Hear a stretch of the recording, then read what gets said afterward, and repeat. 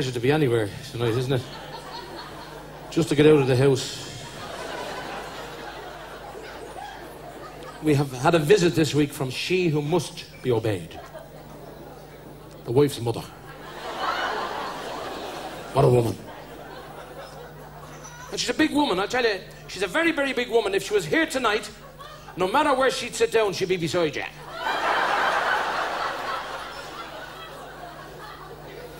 Her mouth is so big she can whisper in her own ear. Every time she smiles, she leaves lipstick on her ears. I've done everything for this woman.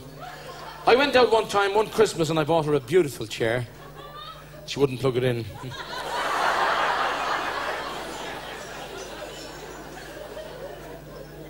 Recently, I bought her a piece of property. I mean, that's a nice gift for a mother-in-law, isn't it? I got her a lovely piece of property. Not a very big piece now, just about 6 foot square. With a Celtic cross attached to it. I just done it for the fun of it. But she was complaining like a divot. Complained the whole time. Didn't speak to me all through the New Year. All through Easter, St. Patrick's Day, the summer holidays, everything went by. Not a whisper from her. So the following Christmas came and I bought her nothing. She came up on Stephen's Day and she says, "You never bought me anything this year." I said, "You didn't use the present I bought you last year, look." And she's threatened me too. She's threatened, she says, "I'll haunt you. I will haunt you, you big fat idiot, you. I'll haunt you for the rest of your natural life. If ever you live that long." I says, "How can you haunt me?" I says, "You'll be dead and buried." She says, "I'll be back. I'll come back from the grave. I'll scratch all the clay off myself. And I'll be back." So I'm going to bury her face down. And she can scratch as much as she wants to. This is a fabulous woman. We bring her everywhere with us. It's much better than kissing her goodbye. It's the lips, you see.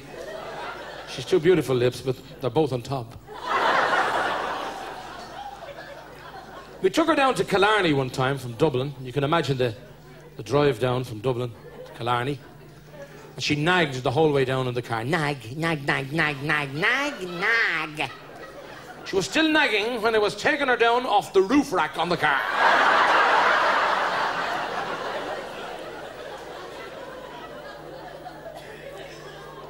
We went into the hotel and were signing our name on the hotel register, and two fleas hopped across the page. Two hoppers hopped across the page.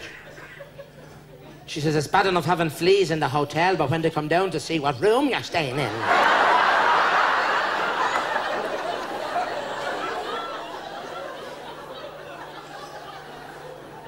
So we're only there about 10 minutes and she starts complaining, "I won't stay in this room. Gee, you couldn't swing a cat in it. There's no toilet, there's no bed, there isn't even a window." I said, "Shut up, you're in the lift." In many ways, we are happy with mothers-in-law. I was particularly happy with my mother-in-law, and as I said, I've done everything for her. She said to me one time, she says, "Would you kiss me under a mistletoe?" I says, "I wouldn't kiss you under an anaesthetic." Have you seen her? Well, she's a happy woman.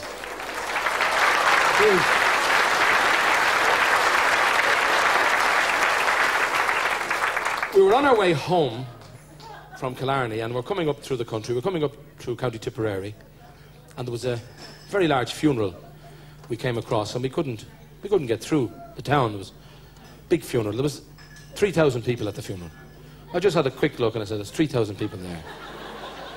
And I noticed that they were all fellas. They were all men at this funeral. I was fascinated when I saw all these men well dressed and the smell of aftershave, they all walking along behind the hearse. 3,000 men. So I parked the car and I walked along beside one of the men and I said, "Who's dead?" He said, "The person above in the coffin, as far as I know." So I said, "This fella is a smarter Alec." So I moved up through the crowd. I mean, it's not easy to get up through 3,000 men at a funeral. And I found myself walking right behind the hearse with the chief mourner. And he's walking along, and he has an Irish wolfhound on a chain. He's walking behind the hearse, and it was terrifying. The froth was dripping out of the mouth, and the bloodshot eyes. And the dog was just as bad. So I says to him, I said, I'm terribly sorry for your trouble. I was walking along like this, you see. I said, I'm sorry for your troubles. I said, who's dead? He said, the wife's mother is inside in that coffin. Up you by you! He drew out and he kicked the back of the hearse. The bumper fell off. The dog went, rawr. I said, I'm terribly sorry about this. I said, your mother-in-law? Yes, he said, she's in that box. Oh. I said, what happened to her? He said, this dog here bit her leg. It bit her leg and she was dead in 5 seconds. I said, would there be any chance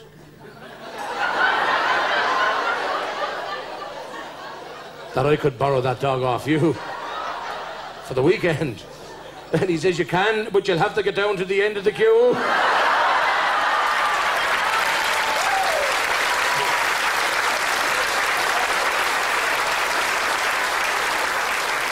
Today, you'll find that there is a Chinese takeaway.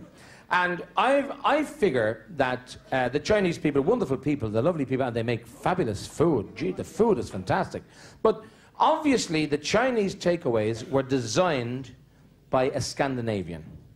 Some fella from Norway or Sweden, 6'7", has designed the Chinese takeaway because the counters are about this high.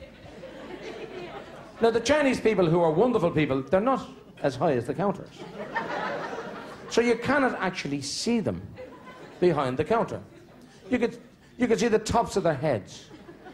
It's like a wig on a pulley going back and forward, like this. But they're there. And the amazing thing about it is that they all look the same. There is an aquarium on the counter. There's a television behind the counter. There's a menu on the wall the size of a cinema screen. And there's always 2 doors. You ever notice that? 2 doors behind the counter. Where you can never see people behind them. There's always a hand comes out like this. And delivers the brown bag. And the hand comes back out again. And they have a great means of communication. They have a great means of communication. Now, they didn't bother to learn the lingo before they came to this country. You know, they don't speak very good English. And usually when you go into a Chinese takeaway, and I go there quite a lot, you're greeted with, "Why you wa?" "Why you wa?" Now this is supposed to mean hello and welcome. How are you? What would you like? Have a seat while you're waiting. There it is. Good luck, thank you, and save home. That's all covered in "Wa you wa." Now, "Wa you wa," if you are ever greeted in the Chinese takeaway with "Wa you wa," you just say to them, "Why you ga?" And it totally confuses them because they don't know what they got. Somebody else wrote out the menu. Now, "Wa you wa" is fine if the customer is sober. If the customer is sober. But you get 2 fellas in Dublin coming out of the pub. They come out of the bar at about 12:30 at night, and they are full. And they come out of the bar, and they come out like... They're so full, they have their heads in the air in case they spill any on the way home. And they immediately get the curry feeling. Come here, Mick. We go and we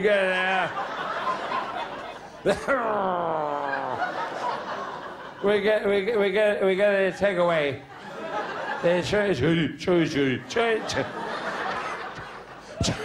Chinese takeaway. And it's about to say, okay. So they go along, and they arrive at this Chinese takeaway. Here, we go in here. One hung low. He must have been in the war. One hung low. And they walk in to the typical Chinese takeaway, as we know them in Ireland. They walk up to the counter, and once they come inside the door, they're greeted with, "Where you are?" I beg your pardon? Why you are? Come here. Who said that? Come here for a minute. Come out here and say it.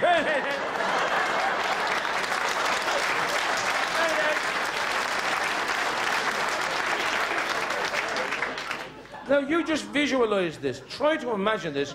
Now, the pubs have closed, and the whole takeaway, the whole restaurant is filling up, and there are lines, there are queues right behind everywhere. And the fella rushes up. Give us can I have chicken and chips twice? I had you first time. Now, what you want? Give us I'll have beef curry with no onions. And onion curry with no beef. Oh, we don't have that. Well, you had it the last time I was here.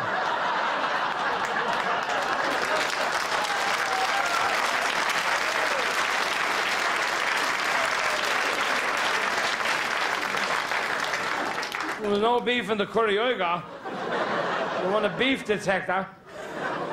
And meanwhile, just visualize now the whole restaurant is full, and there's a fella coming up and, excuse me, get a portion of chicken. Asshole! No, the leg. The leg, I don't know the asshole. Now, what you want? Give us, have you spring roll? Spring roll? Yeah, spring roll. How many spring roll you want? How many have you got? Give us 11. Separate. And I'd also like a curry sauce on the side. And the queue, though, remember? The lines behind. Visualize this. And there's a fella rushing up. I'd like a spring roll and a chip. Fuck you! What's on to me? Fuck you!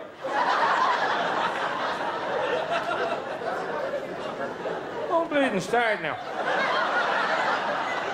How would you like to wake up with a crowd around you? I tell you, fuck you! What's he saying, Jim? He says the far queue. He wants you on the far queue. That's what he's saying. Over here.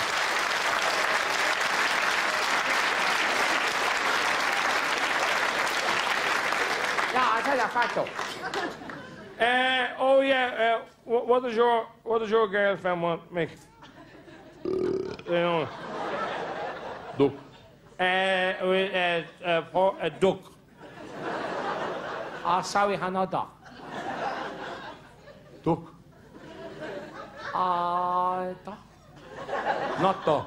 Duck. We have no duck. But you better find one. We're not leaving without it. We have no duck. How would you like this counter over there in the car park? I told you before we have no duck. You don't seem to understand, you stupid cockshot.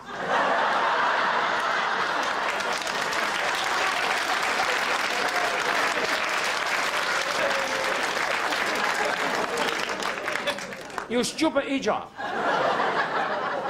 You idiot. I give you a simple test to find out you understand what I said. Spelling test. Spelling? Okay, I'll do the spelling test. Okay. First of all, take C or chips. What you have? See our chips? Hips. Faker. Take R or rice or you hot.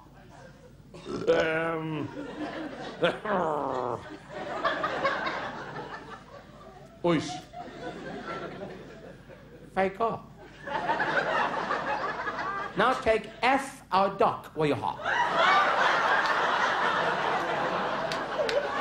There's no F and duck.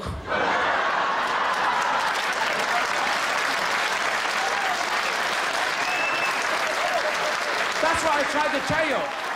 I tried to tell you that several times. No. But I went in to... Today in Holy Wedlock. So will you please give a big welcome to Father Michael McGillicuddy.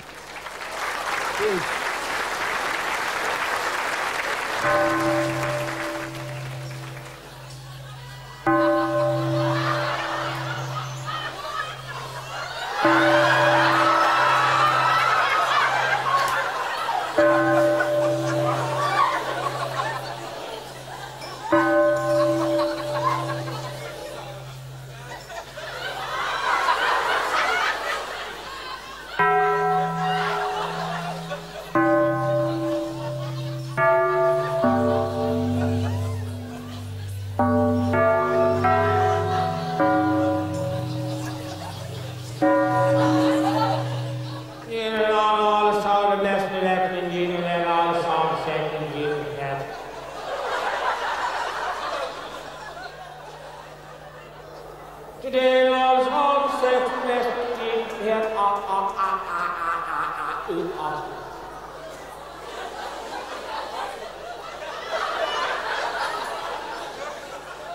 And that is why we are gathered today on this suspicious occasion to welcome these two young people here and to be joined in an holy padlock here today. Blessed is he who gets married in the nick of time. And blessed is she for remembering who he was.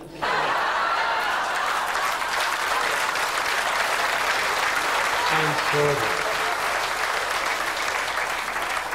and now, dear brethren, I ask you to give a big welcome to the man who paid for the wedding breakfast here today, the man who is well known to both sides of the family. Will you welcome, please, the father of the bride?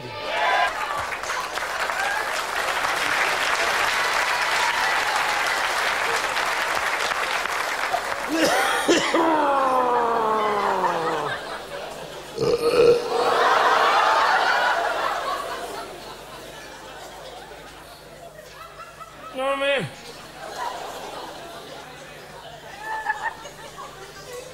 Reverend ladies, gentle father, I'm I'd like...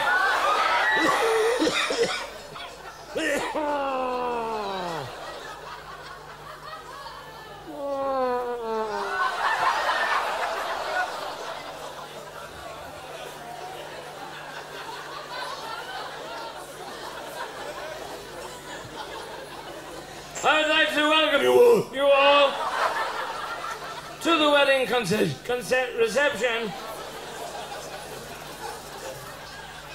on behalf of the bride and groom who got married today. You know what I mean? Today, I am happy that my daughter is, you know what I mean, getting married. I remember when she first came to me, and she said that she wanted to get married.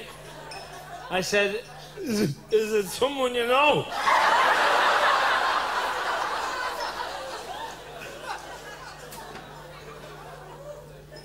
It turned out to be someone we all know. So he came around to my house, you know what I mean? And he says, I'd like to marry your daughter. I said, have you seen her mother?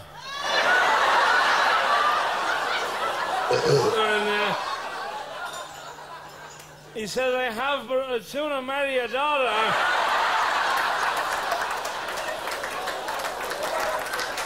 Which she did. Now, I'd like to thank everybody today who bought a gift. Everybody except for two who didn't bother their bother.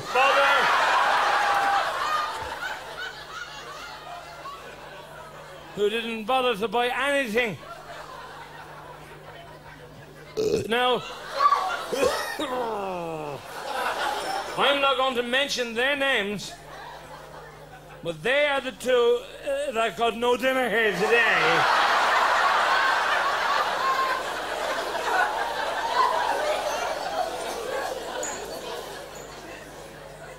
And they weren't on our side of the family either.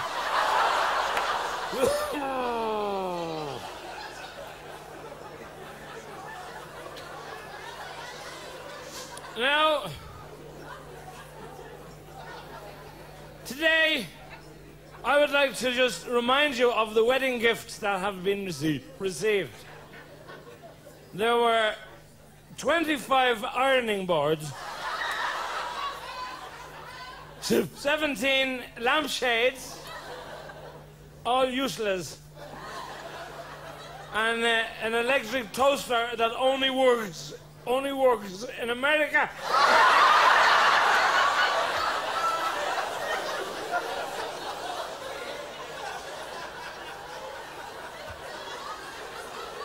As I discovered when I plugged it in, and the woman upstairs got the toast out of it. They also got a statue of the Child of Prague with the head missing off of it. And some smarter Alec, some comedian here, bought them a pram. A baby carriage. And had it delivered to the church.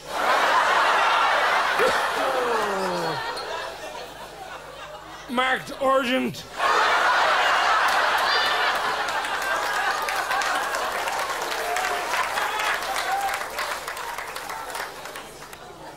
If I find out who he was, I'd like to help him to laugh it off in the intensive care unit in the county hospital. Now, this wedding today is costing me a fortune, and I would like to call upon the chef to come out and face us. Today was the first time I saw roast beef glowing in the dark and Brussels sprouts in their jackets. I thought the chef made a bowl to the cabbage. You know what I mean?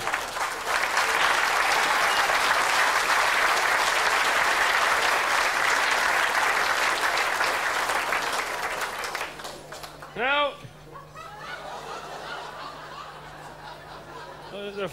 they're lively matches anyway. And, well, that's a good match. I'll keep that.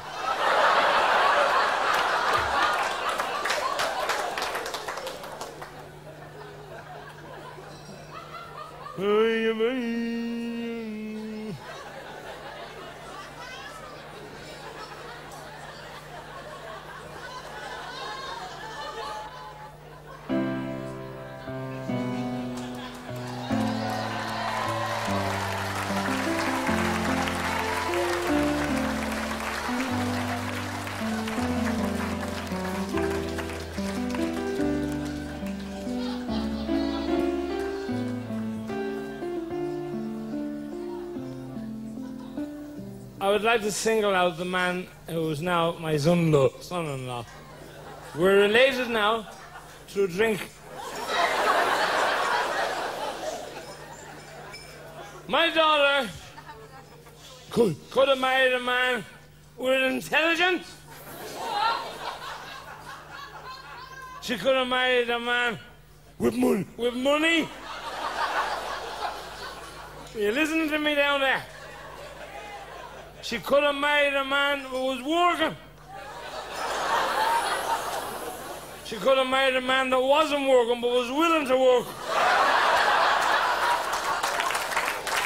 She could have married a man. She could have married a man. Good luck. Hang on.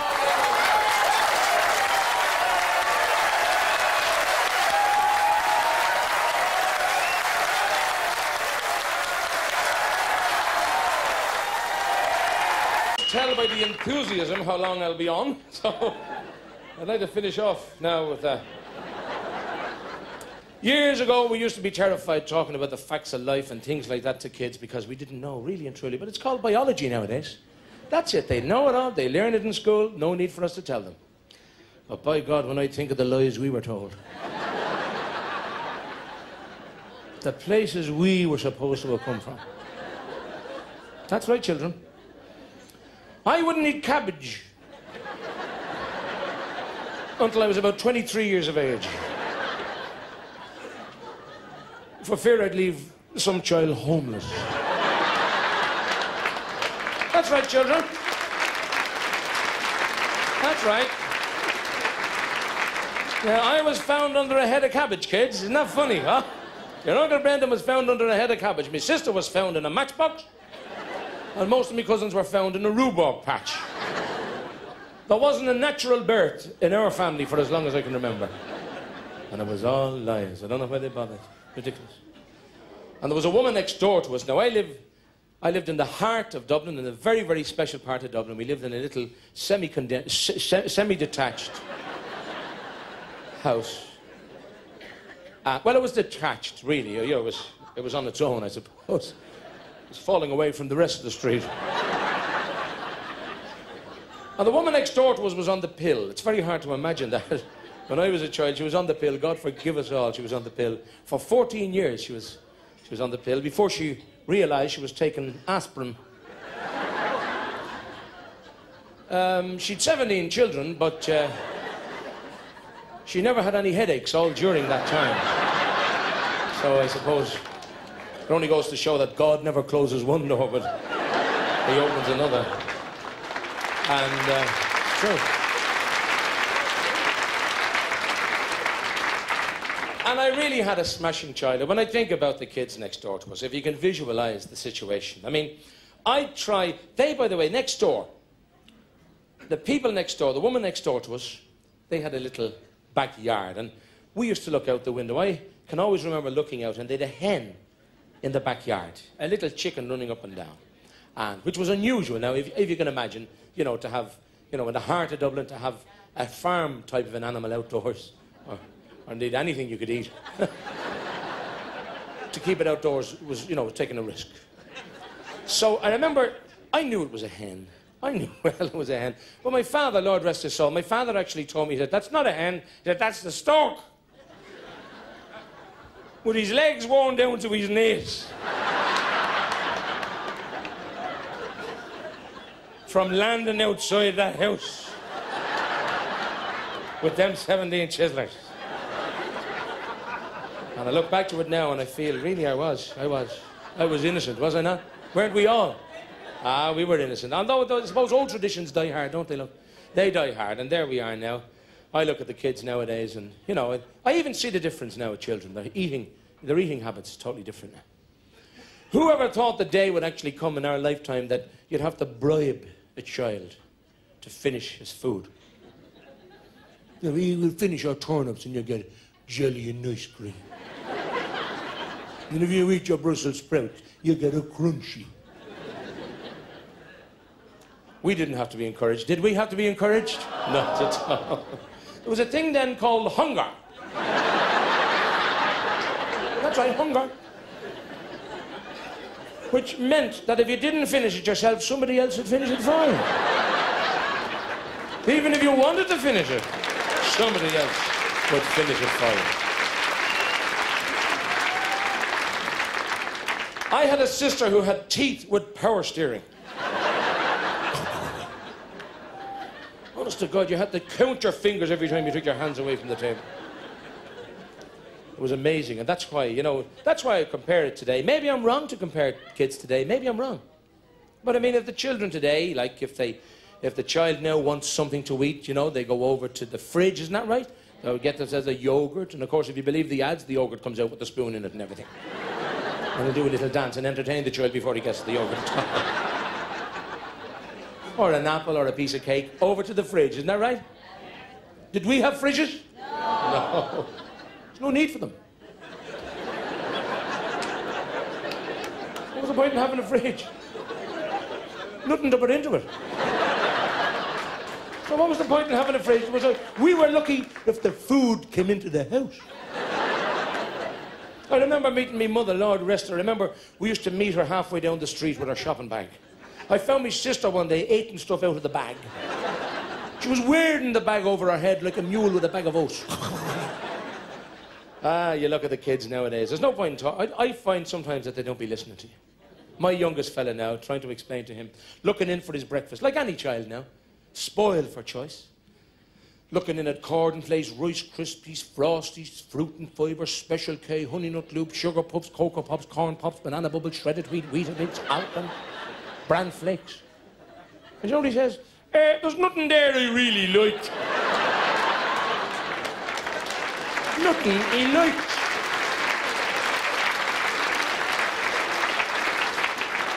We would have been glad just to see the box the cornflakes came in. Just to be close to the box, to know what it would have been like. I said to him one day, I said, there's millions of children in Africa today starving. He says, yeah.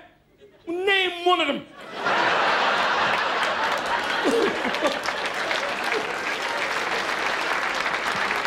That's why I look at the children now and I say good luck to them, and God bless them with their lovely shoes and everything else, booties and sneakers and Doc Martens and sandals.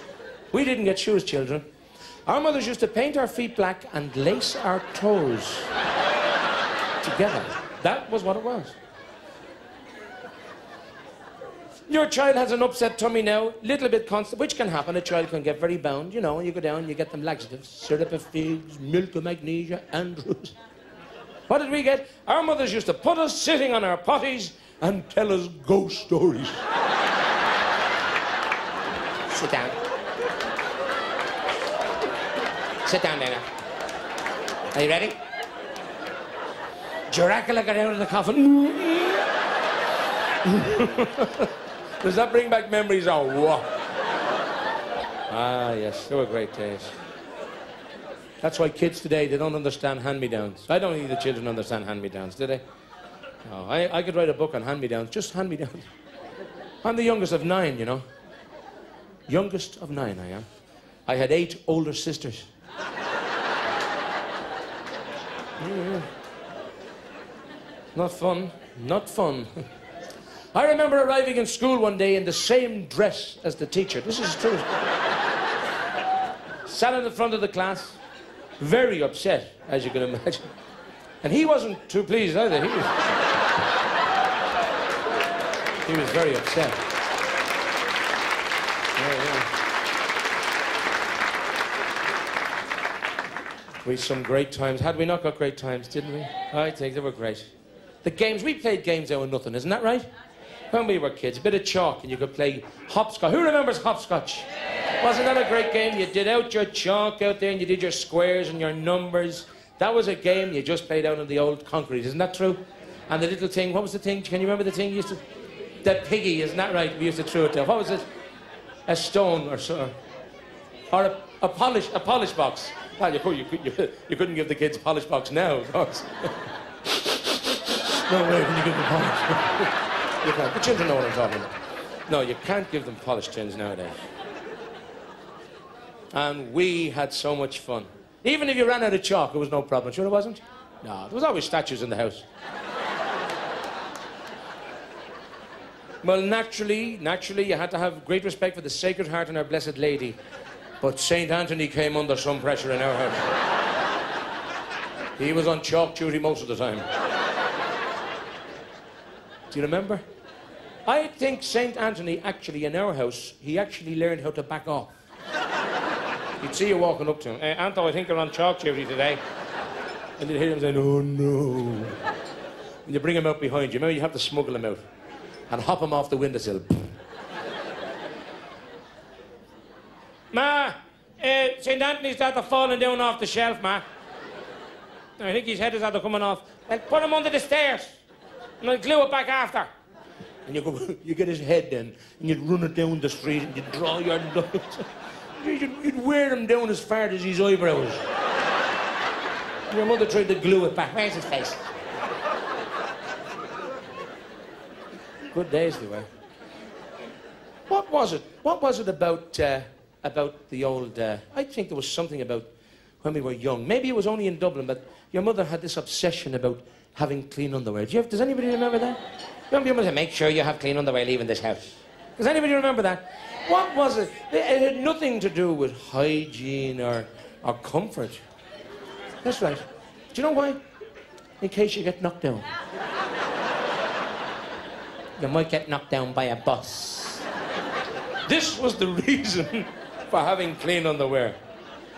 The theory obviously was that, if you were knocked down by a bus, at least when you'd get to the hospital, they'd know you came from a respectable family because your underwear was clean.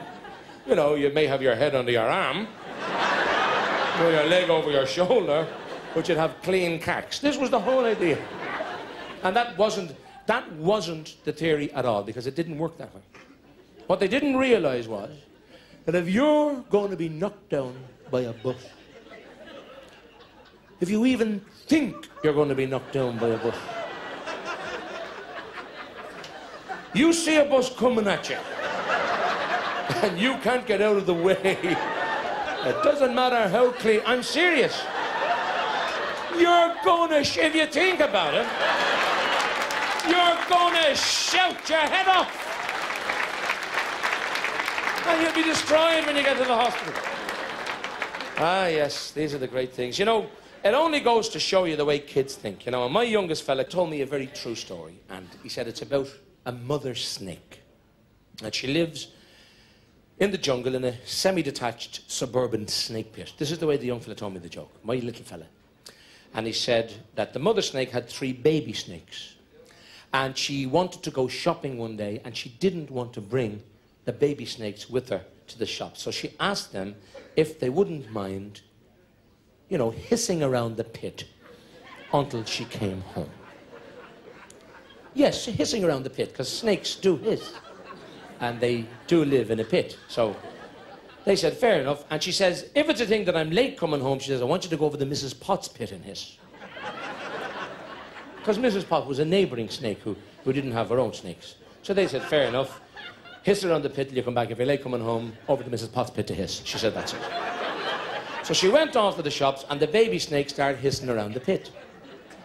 And right enough, she's late coming home, and they decide, well, we better stop hissing around our own pit and go over to Mrs. Potts' pit to hiss, because that's what she said.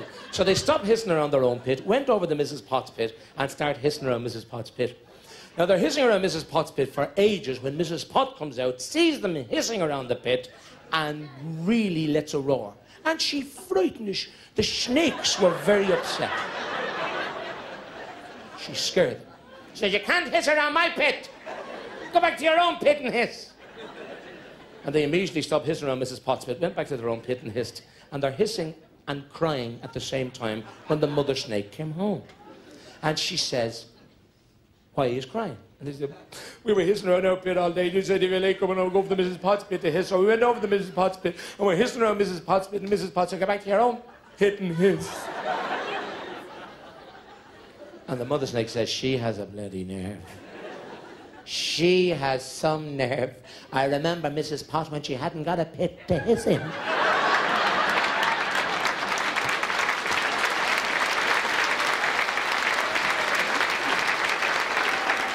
Great to be back. It really is great to be back in Dublin. It really is great. Because I'm living abroad, and I live abroad most of the time. And when I come back, and coming into Dublin Airport, oh, God bless us all. And there was a crowd of people there to meet me. Well, they weren't to meet me, they were the customs. And I was waiting there inside in the terminal building there. I hate that word. Oh, God almighty.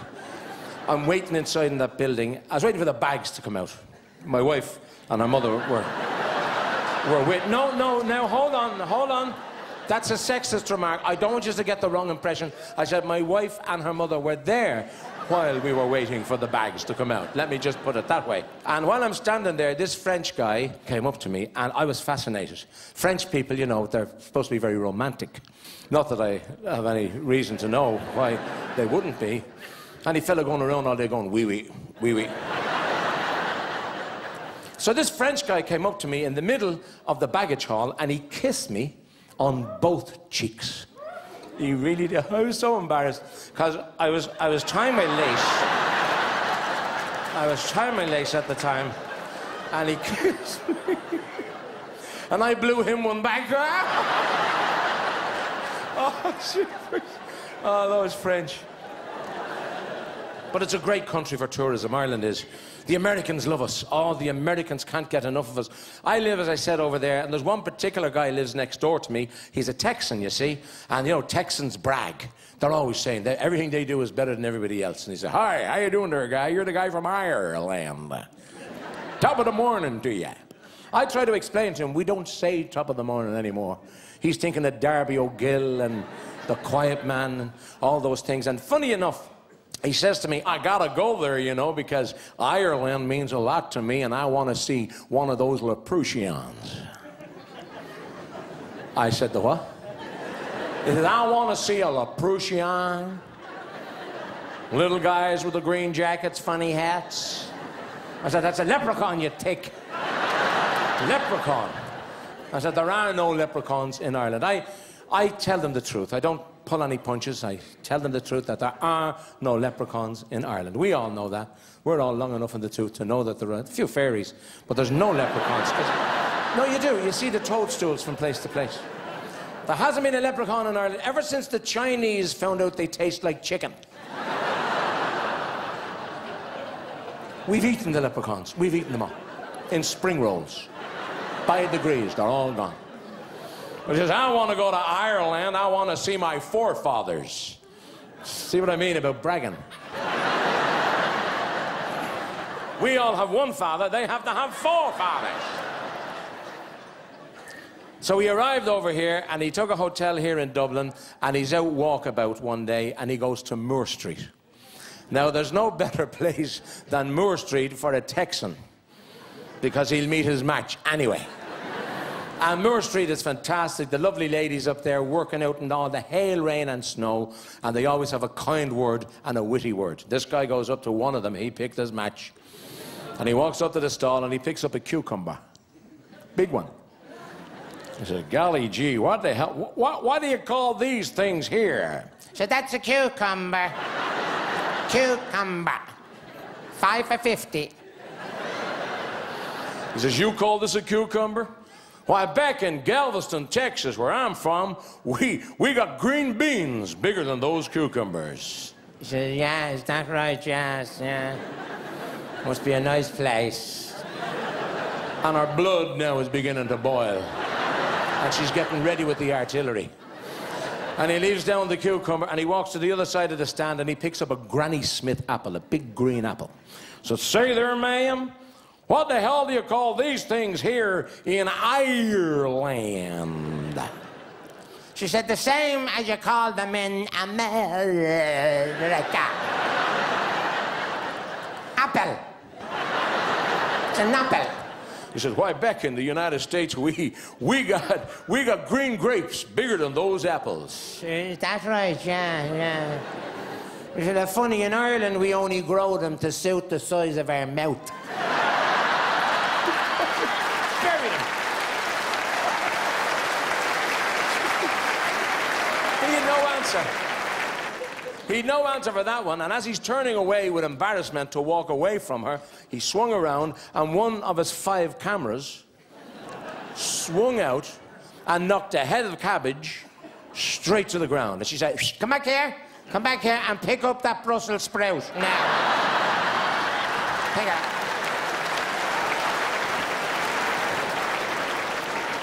I go to the doctor whenever he's sick, whenever I'm sick. And I feel that you got to go there. Here's things I do when I go to the doctor. I never go in the morning. I make a point of not going to the doctor in the morning. I always wait until early in the afternoon till his hands are warm. You know, I'm always, you know, I'm a bit sensitive to the touch, you see. And I went along to the doctor just to get a check-out, and a strange doctor, this fella. Oh, my goodness, very strange. He wanted to get on the couch with me. I said, thank you, but no. Oh, a strange fella. Yes, he wanted me to hold him and cough. And I said, now, please, don't be taking the wrong meaning out of this. And he started to give me the lecture, and that's something I can't handle. I hate being told that I'm overweight, because I know, even at my heaviest, I was never overweight. I was under tall. The correct height for my weight at the moment is 7'10½". So he went through all the questions and gave me all the drill, and, you know, he says, you're going to have to lose a lot of weight, he says. So he put me on the scales. Now, I prefer the old-fashioned scales, you know, the one from years ago, the one with the, you know, it only comes to 20 stone and it stops. Doesn't matter what weight you are after that, you're still only 20 stone. But anyway, he put me on this electronic scales, kind of a talking scale. So I stood up on it, and it said, 1 at a time, please. What an insult. And then he fed me a great line. I was so happy to get it back. He says, Mr. Grace, he says, what's the lightest you've ever been? I said, 7 pounds, 3 ounces. But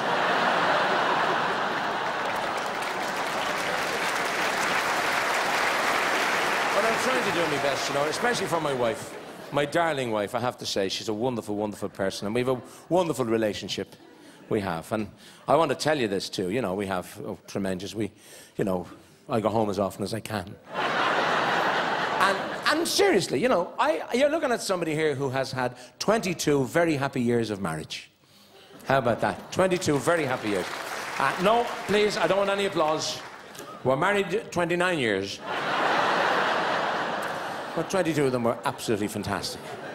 And we try to do the best we can, you know, because when you get to that particular stage in your marriage, you have to kind of, you know, we fight like everybody else does. The truth is, she can sometimes be very cross with me. Even when you're in the house, I'm on my own. If I look at you, the fire goes out. If I look at the fire, you go out. And I can't keep her happy. If I come home early, she thinks I'm looking for something. Come home late, she thinks I don't know. It's ridiculous. We get to that stage. Anybody who's married, you know, you get to the point in your marriage when you have to do spicy little things. Are you with me? You know, you have to, you know, wear the gear, as I call it, the gear. The little black number here, and the little kind of, you know, half cup black number here. You know what I'm talking about, although it looks ridiculous on me. She just can't get used to that. But I said to her one night, we had a few bottles of wine, and I said to her, now tonight's the night we're gonna have some. Let's make it special, I says, when we're, you know, because she can sometimes, you know, she can be a bit odd. She closes her eyes now when, no, she does, she closes her eyes when we make now. Hates to see me enjoying myself. Hates it. So I said, tonight, we're going to do it different. Tonight, I says, I want you to do me a favor. I says, I want you to react to me. Just react, I said. Just give me the impression I'm there. Just for once. I says, I want you to moan. Oh, my goodness, I'll never forget it. The minute we started, look at the state of the ceiling, look at the bloody ceiling falling down. Them curtains are falling off the bloody wall, and there's no light in the bathroom. When are you going to fix the toilet? She moaned for a week. 1 full week. But we still have this great love for each other. It's an amazing thing. It's an amazing thing we have this great love, and especially when her birthday, and she has another birthday this year. She never misses one. I was lying in bed this morning. It was a special moment, you know. I was lying to her, she was lying to me. And I said, what would you like for your birthday? She said, the widow's pension.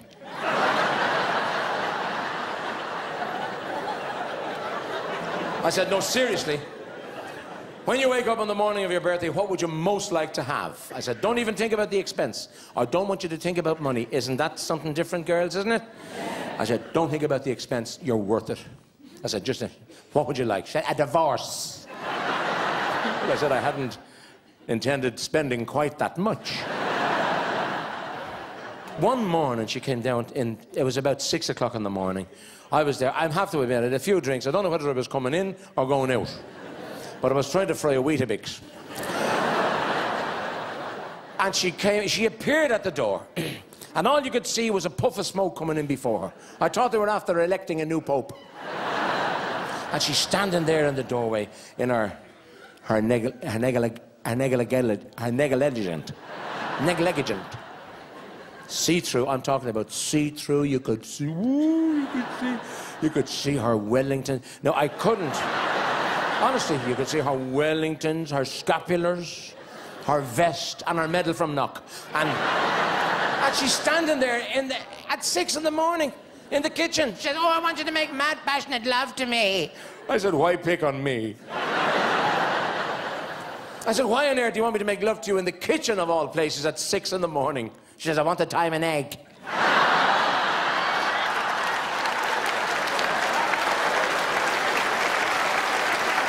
Not good. Thank you very much indeed, ladies and gentlemen, and welcome each and every one of you here tonight. Is everybody happy? Yeah.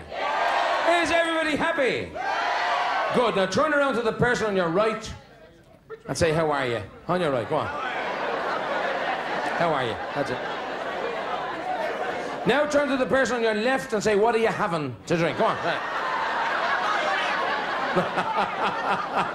There was a fella from Chicago, Illinois, decided to come to Ireland, and he'd never been here before. Never here in his life. So he decides, I'm going to visit Ireland. So he arrives here, and he goes along and he rents his lovely car, you see, from Dan Dooley. And he drives the car. He drives the car down from Dublin to Shannon. And he's on his way down towards County Clare. And as he's driving across the Curragh, now remember, this is an American who's never been here before, and he's driving across the Curragh of Kildare, which is well known for the great racing and, of course, the bloodstock and everything else. And as he drives across the Curragh, he sees in the distance what he thinks is a rocket. Now, he's never seen this before. In Ireland, he did not expect that there would be a rocket.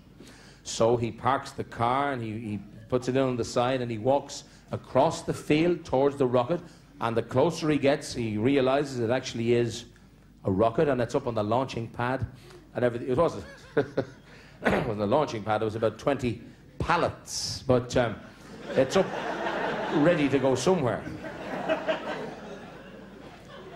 So he gets closer to it, and as he gets closer to the rocket, you see, he's walking across, and there's two fellas standing outside the front door of the rocket. And they're surrounded by thousands and thousands. Mostly sheep. But it was better than being there on your own, you see. So they're having their photographs taken, and the American was fascinated. He walks over and said, how you doing there, guys? It's a great pleasure to be here in the Emerald Isle. My name is Bud Nell. I'm very happy to be here in Ireland, and I guess you guys are making a commercial. What? Is this candid camera? No, it's not candid camera now, smarter Alec. You're looking at Irish history in the making.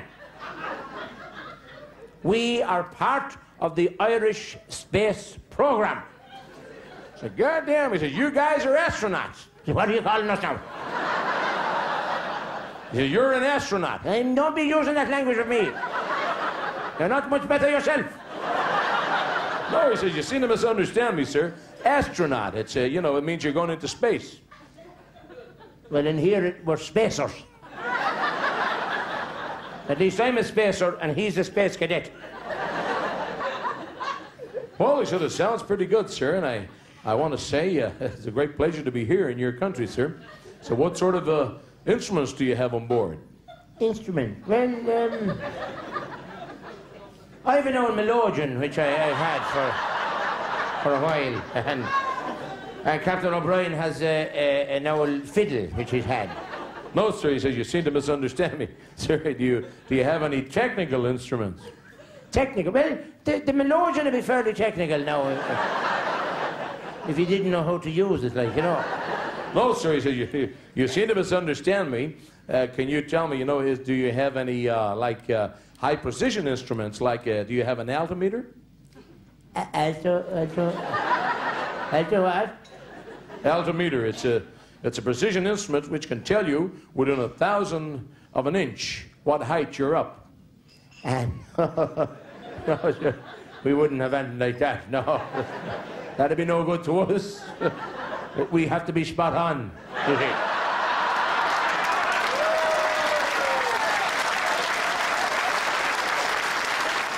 Well, it sounds pretty good, sir. It sounds like a very exceptional rocket. What sort of combustion are you going to use? Come again? Combustion, fuel. Fuel. Well, we're being sponsored by Board Nimona. We're using turf to get her off the ground. And then when we get into the second phase, we'll be using peat briquettes. You know, briquettes. And they're easier to stack and they're cleaner and that sort of thing. And then when we're going through the hole in the ozone, we're on smokeless fuel. It's a kind of a...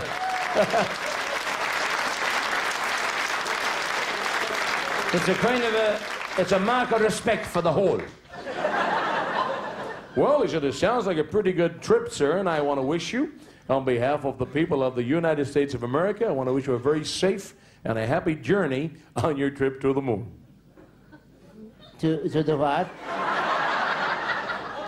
The moon, sir. Moon. Moon? We're not going near the moon at all. No way are we going near the moon. Sure, you Americans have already been on the moon. That wouldn't be a challenge to us. And the cow jumped over it as well. No. No. We're going to land this baby on the sun.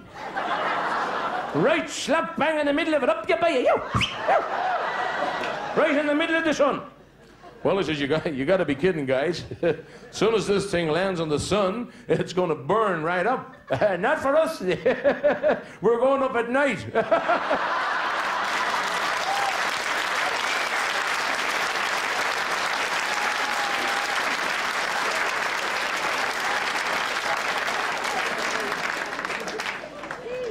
There were 4 couples who decided to come to Ireland, and it was their very, very first trip. They'd never been here before.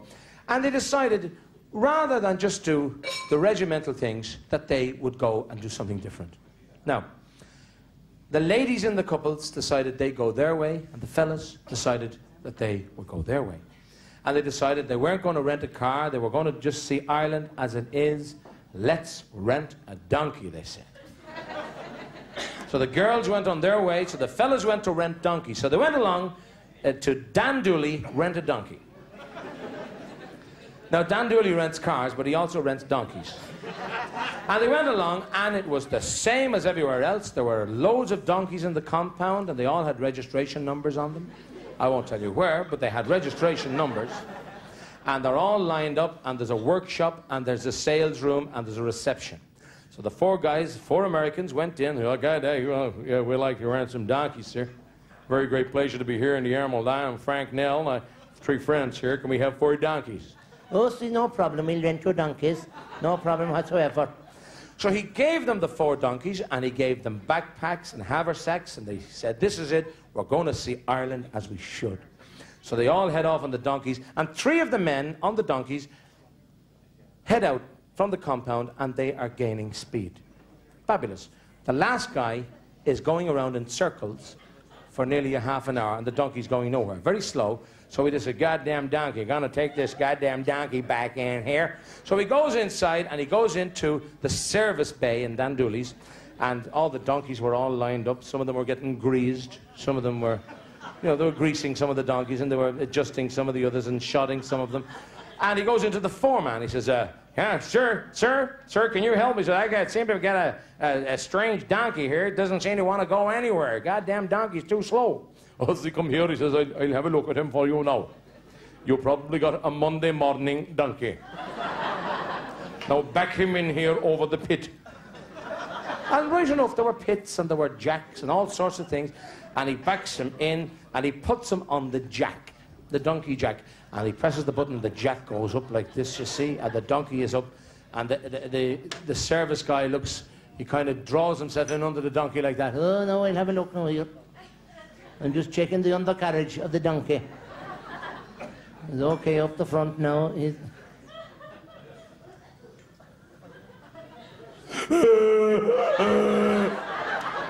I think I know what the problem is. And this guy goes outside and he gets 2 bricks. 2 bricks. And he comes in and he gets back in under the donkey like that. Okay, now. You stand back there for a second. And he goes, boom. And the donkey takes off down the road at about 100 miles an hour. And the American says, God damn, he said, that's something else. He said, how the hell am I going to catch this donkey? See, if you just like to step up on the jack.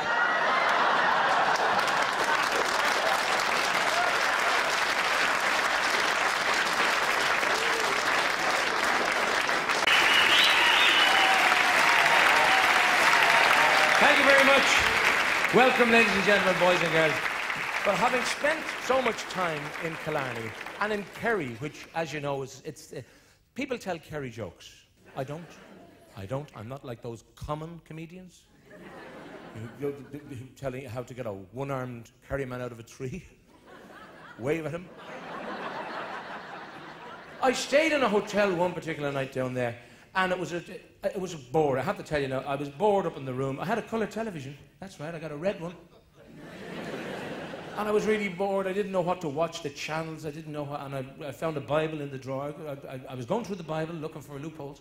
And I came across a leaflet in the Bible, and it said, if you're an alcoholic, call this number. I did. It was an off license down in the main street. It was an off license. It was a big hotel. It was a posh hotel. I have to say it was a posh hotel. This hotel was so exclusive, room service was ex-directory. Honestly. And the porters were into tips in a big way. I said, no way. I ordered a deck of cards in the room, and they made 52 trips to the bedroom with the cards. And the one thing about it is that the porter in this particular hotel he had a strong accent on him, you see. And the manager of the hotel said to him, now he says, we've got to make all our guests feel welcome when they arrive. I want you to announce their names as they walk through the lobby, and you'll announce their names out loud, he says. And particularly if they're from America, they've traveled a long distance, and they may, for one reason or another, be tired, and they need a little bit of, we want to create ambience. The man said, what are you talking about? What are you talking about? Ambulance. There's nobody sick. What are you talking about an ambulance? No, he said, no, ambience. Ambience. He says, you'll announce their names as they walk in. He said, how will I know their names? Jeez, I'm not a fortune teller. And the manager said to him, it's very simple. He says, when the car stops outside the door, you'll pick up the cases, you're walking through the lobby, and it's the simplest thing in the world. You will see their names on the luggage tags, and you'll announce them. So you can imagine the consternation when he walked in one day, and he said, I'd like to announce the arrival here today from Philadelphia, USA, of Mr. and Mrs. Simulated Leather. Simulated leather. He was really getting fired. And the only reason he wasn't fired is because 4 ladies had arrived on the same flight from America, and they'd walked into the hotel, and they're walking up, and they're really tired, and they're going up towards the porter's desk, and one of the ladies said, Sir, can we have a bellboy? What do you talk about bellboy? Sir, we want a bellhop. Hop your bell somewhere else. Hop. No, you don't understand, sir. In Ireland, what do you call the person who takes your bags to your room? He says yourself.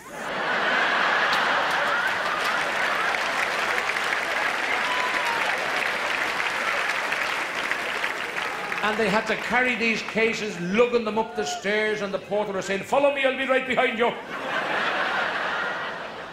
Put them into their rooms. They were all staying in the one room. And the following morning, they had a good rest, and they're all wakened up by this terrible banging on the door. And your man said, "Hello, hello, hello. Yes, what's wrong? Was it 7 o'clock or 8 o'clock you wanted to be called?" He said, "God damn it, we wanted to be called at 10 o'clock. What time is it now?" She said, "It's 11 o'clock. And they came down the stairs. They wanted to be taken out. They wanted to see the sights of Killarney. It was their desire to see the lakes and everything, and the mountains and all the beautiful cross hills, all the beautiful places. They needed to see the tourist sites. So they said, can somebody take us for a ride?"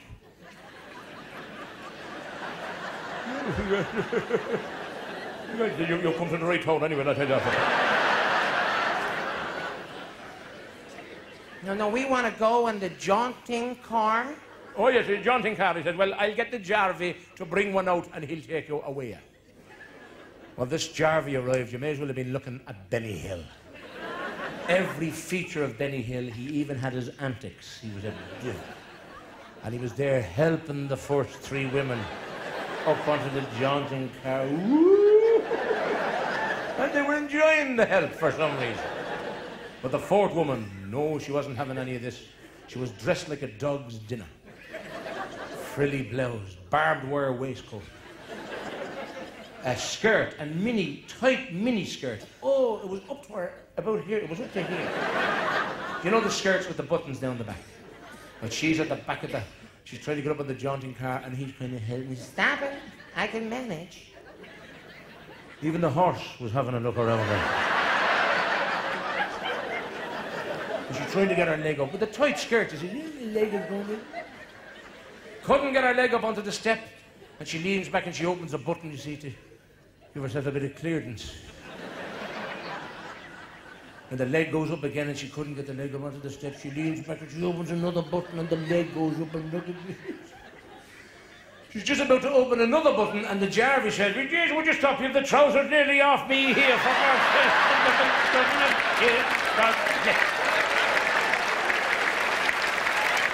Some of the stories I tell are not them. Some of them actually happened. We're coming in one night to Nina in County Tipperary. There was a backup out the road.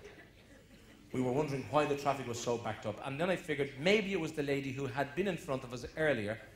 She was in a red mini car. And she was huge. God bless us all, she was huge. She was the width of the car. I figured the steering wheel is in the middle of this car. And I couldn't pass her by. She was in the middle of the road. There was no way we could get by. She was going about 23 miles a fortnight. I'm dipping the horn. Beep, beep, beep, beep, beep, beep, beep. No way would she. And as soon as I got my chance, I went straight out around her as fast as I could. And as I'm going by, she goes, "Pig! Pig, pig, pig, pig, pig." So I said to her, "Cow. Cow, cow, cow, cow," I said to her. And I drove around her and I crashed into a pig.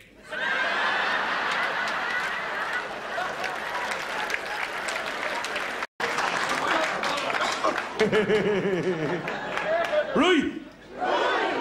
Now, right! I wasn't a very happy child. I didn't like school. I was never happy in school, I wasn't.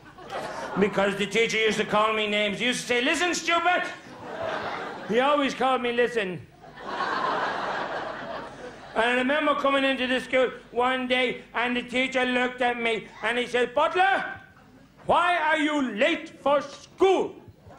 I said, "Because, there was 9 of us in the bed last night." "Yes? And the alarm was only set for 8.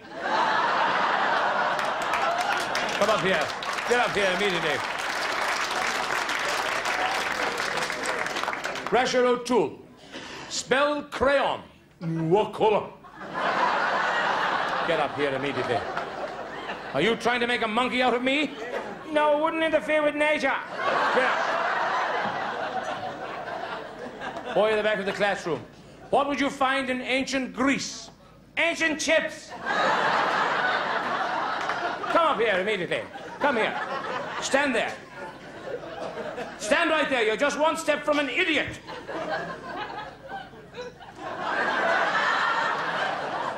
Will I move back a bit? Yes, get back there. Now I'm 4 steps from an idiot. Get back there. Roger McCormack, if a dog has puppies and a cat has kittens, what has a squirrel got? Nuts.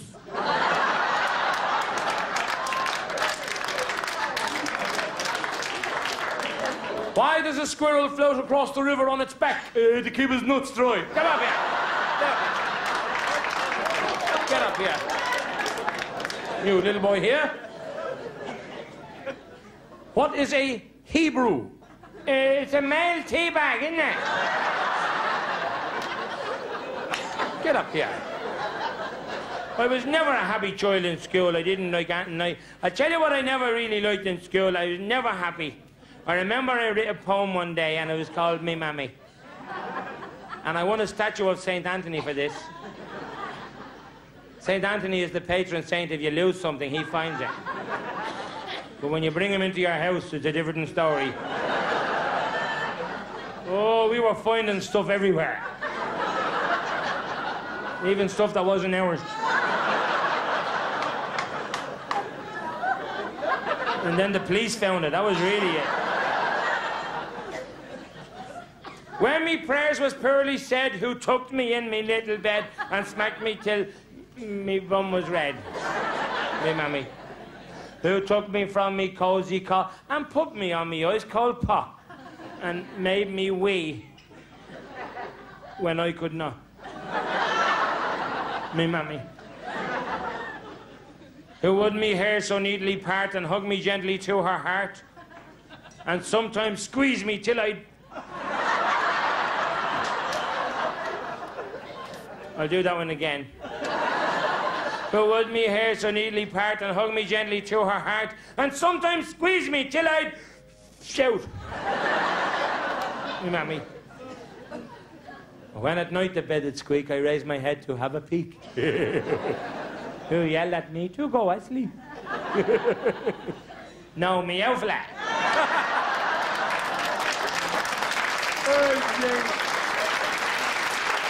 I remember one day, my pal, I'll never forget him, poor Rasher O'Neill. And one night he was in bed and he was kneeling down beside his bed and his daddy was passing by and he heard him saying his prayers. Ah. Poor Rasher was saying his prayers. Ah. And he was kneeling down and he said, God bless Mommy, God bless Daddy, God bless Granny, and God bless Granda, and God help Auntie Mary. And the father heard him. He couldn't understand why he said, God help Auntie Mary. Following day, didn't Auntie Mary have a heart attack? She was dead. 3 nights afterwards, the father is going by the bedroom and he hears the young fella going, God bless Mommy, God bless Daddy, God bless Granny, and God help Grandad. And just as he said that, there was a thump downstairs. Didn't the grandfather fall over and broke his neck and died? The father couldn't believe it. This child is psychedelic. The following night, the child is going, God bless Mommy, God bless Daddy, and God help Granny. 3 days afterwards, the granny took bad and got very sick, and she died. The father was afraid to go by the bedroom anymore. And one night he hears, God bless Mommy, and God help Daddy. And the father couldn't sleep that night. And the following morning, he went to work at about 10 miles an hour. Afraid something had happened. And he went in and he made sure he didn't do anything strange and he stayed there all day and he didn't eat in case he choked. He didn't go anywhere. He just stayed. And he came home that evening and he was as white as a ghost. And he looks in and the wife was in the kitchen and she says, you look like you've seen a ghost. Oh, see, I'm not having a terrible day in work. He says, you won't believe what happened, he said. She said, you had a terrible day? She should see my day. She, I came down this morning, I opened up the front door, and the milkman was dead on the steps.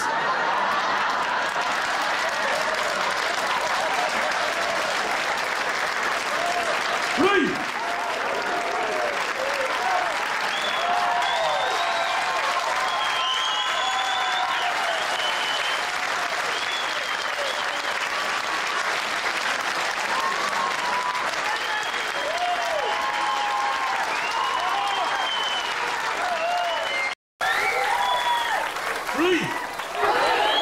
No, Rui. There's someone posh here saying Rosh. Rui. We were very, very, very, very, very, very, very poor. Oh, we were poorer than that. We were so poor, we thought knives and forks was jewellery. But even though we were poor, we were happy. I was as happy as a pig in spite of the fact that we were poor. See, our street was very rough. Our street was so rough that the dogs used to go around in groups. And if you saw a cat with a tail, you'd say, that's a tourist.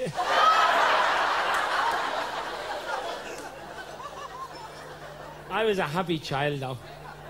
I was very, very happy. I was born when I was very young.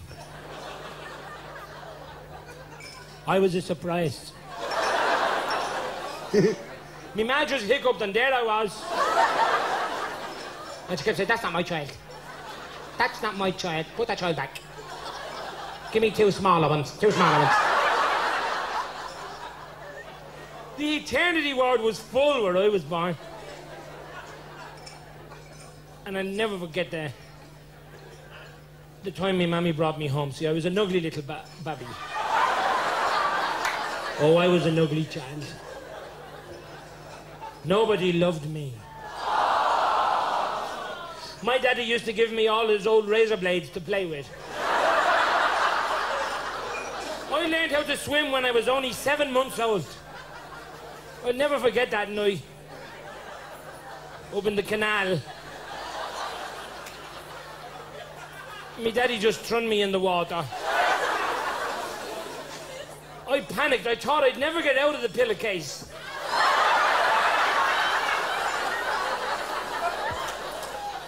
But I did.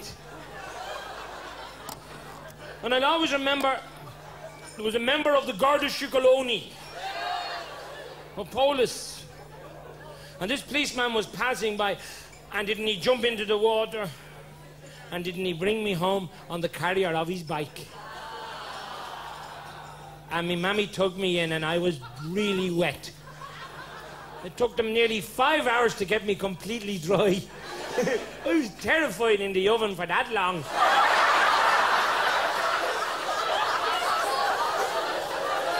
Even in school, I was a very unhappy child because the teacher used to call me names. He used to say, listen, stupid. He always called me listen.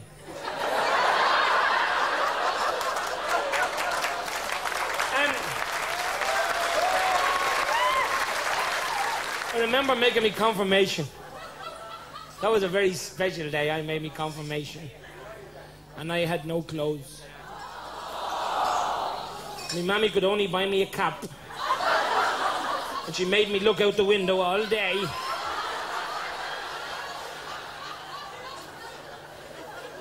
And then the following year, she saved up and she bought me lovely clothes.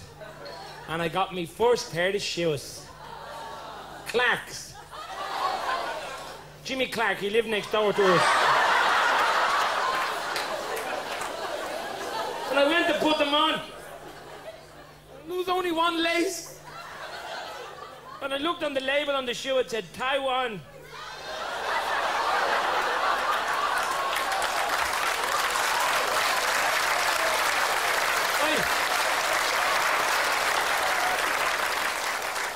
I made me confirmation, and my daddy brought me into the pub. And he shook me out on the counter. I'll never forget that. And I remember him saying to the barman, he said, there was a pint of stout and a Club Orange. And I said to him, I said, are you not having a drink yourself, Dad? You should have seen him hitting me in the back of the head with a stout.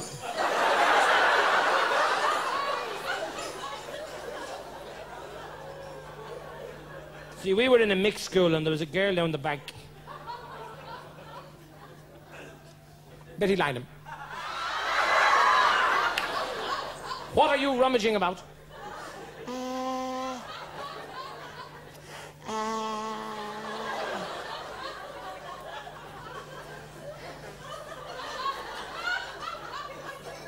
I'm after having an accident.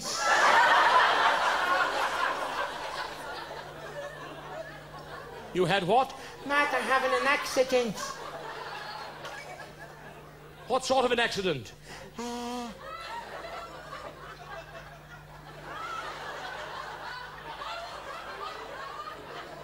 Louder. I'm after wetting me knickers. You did what? I'm after wetting me knickers. Underwear. Under there.